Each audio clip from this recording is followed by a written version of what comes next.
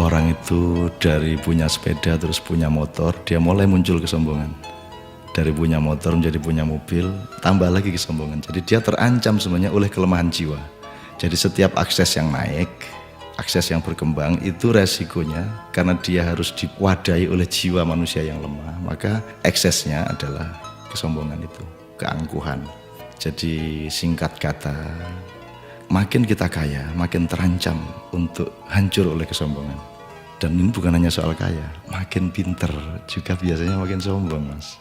Jadi ada yang namanya kesombongan feodal, itu untuk orang-orang kaya. Ada kesombongan kuasa, itu orang tuh makin berkuasa, makin sombong, makin tidak tahu bagaimana berdiri sejajar dengan orang lain. Jadi kekuasaan menciptakan kesombongan, kekayaan menciptakan kesombongan. Dan saya ingin mengatakan poin yang sebenarnya bukan itu. Kepandaian juga sangat berbahaya untuk memunculkan kesombongan kita. Dalam bahasa populer kita sebut keangkuhan intelektual. Tapi yang lebih berbahaya lagi, menjadi orang soleh, orang alim itu juga bisa menimbulkan kesombongan. Jadi banyak orang-orang yang beragama dengan tekun, salah satu hasilnya adalah dia sombong atas orang lain. Diam-diam selalu merasa lebih hebat dari orang lain, lebih masuk surga daripada orang lain, lebih diterima Allah oleh orang lain.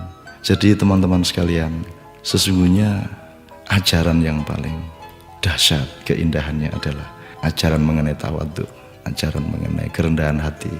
Jadi orang sholat, orang beribadah itu adalah latihan untuk mencampakkan diri, bukan untuk mengunggul dan menegakkan diri. Mencampakkan diri di hadapan Allah. Kita bersujud-sujud tersungkur-sungkur supaya kita siap untuk berlaku rendah hati kepada siapapun.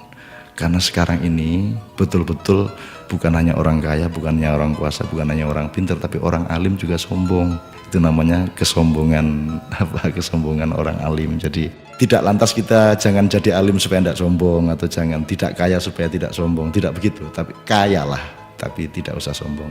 Kuasalah, tapi rendah hati. Pandailah, karena itu menjadi justru lebih arif dan menjadi alim serta solehlah, supaya engkau mampu merendahkan dirimu di bawah orang yang paling rendah pun di kampung-kampung yang kumuh tempat engkau lewat dengan kakimu. Terima kasih.